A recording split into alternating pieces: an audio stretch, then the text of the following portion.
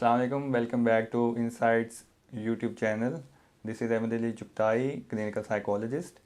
आज we will be talking on comparative analysis of depression and mania.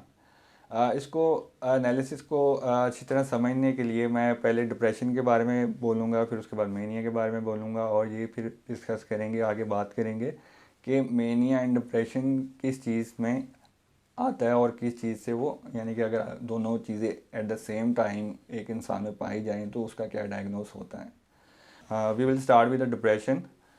Depression की जो symptom है वो है, उसमें सबसे पहले आता है लो मूड, उसके बाद आता है फीलिंग लो एनर्जी, आपका दिल नहीं करता कि आप ज़्यादा खाना खाएं, ज़्यादा सोना आ सकता है, उसमें कम सोना भी आ सकता है, इरिटेशन आ सकती है, उसके बाद ये भी लैक ऑफ कंसंट्रेशन आ सकता है, उसके बाद having negative thoughts about your life and your future, जिसकी वजह से सुसाइडल थॉट्स भी आ सकती हैं।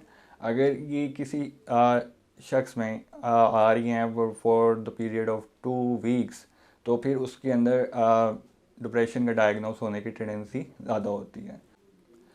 अच्छा, अब जो मेनिया को समझने के लिए उसके सिम्टम्स पहले मैं आपके साथ शेयर करूंगा। सिम्टम उसके ये हैं कि जिसमें में ज़्यादा एनर्जी फील होना, उसके बाद आपकी जो थॉट्स पैटर्न वगैरह है वो बहुत जल्दी आना, बहुत ज़्यादा एक्टिव हो जाना, बहुत कम सोना, बहुत ज़्यादा फ्यूचर के बारे में सोचना, अपने गोल्स को पाने की बहुत ज़्यादा एक लगन होना, उसके बाद आपके जो है ज़्यादा गुस्सा भी आ सकता है, उसके साथ आपकी ये भी हो सकता है कि आप अपना बिहेवियर जो है अग्रेसिव होने की वजह से कोई ऐसा काम कर लें जो आपके लिए और दूसरों के लिए नुकसानदेह भी हो।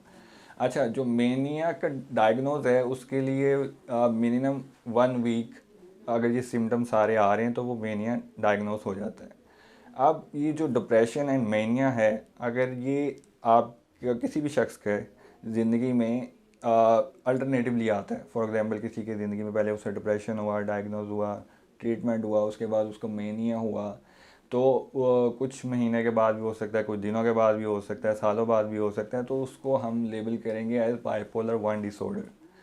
ठीक है। अब बाइपोलर 2 डिसऑर्डर भी होता है। बाइपोलर डिसऑर्डर 2 डिसऑर्डर में ये होता है कि डिप्रेशन के जो एपिसोड होती है वो तो होती है, ठीक है, लेकिन जो मेनिया की जगह आता है हाइपोमेनिया।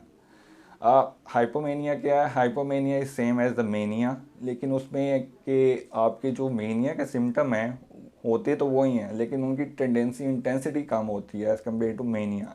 फॉर एग्जांपल, आप दूसरों से ज़्यादा बातें कर सकते हैं लेकिन इतनी बातें नहीं करेंगे जितनी कि कोई मेनिया का पेशेंट कोई बात करता है दूसरों से।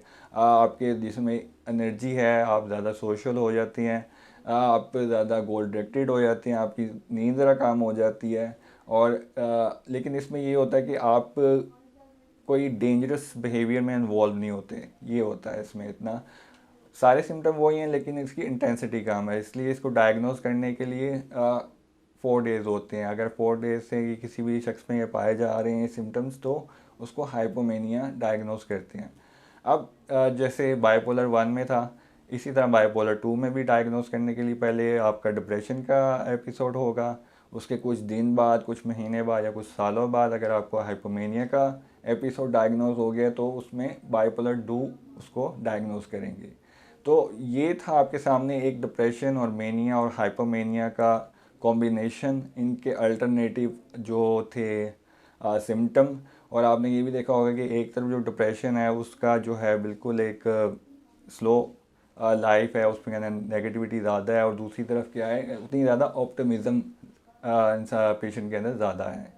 तो इसका जो ट्रीटमेंट है उसकी बात कर लेते हैं। इनसाइड क्लिनिक उसका ट्रीटमेंट जो है ऑफ़र करता है। इसमें क्लोज एग्जामिनेशन होता है आपका डिप्रेशन एपिसोड के बाद या मेनिक एपिसोड के बाद। अगर दोबारा अगर कोई चीज़ दूसरी, यानी कि एपिसोड, अगर आपको डिप्रेशन और या मेनिया कोई एपिसोड दोबारा डायग्नोज हो जाती है तो आपको बाइपोलर 1 या बाइपोलर 2 डायग्नोज होता है, और उसके लिहाज से उसकी जो मेडिकल ट्रीटमेंट है, साइकेट्रिक मेडिसिन है, उसके लिहाज से जाती हैं, और उसके लिहाज से साइकोथेरेपीज वगैरह जो हैं वो भी ऑफ़र की जाती हैं।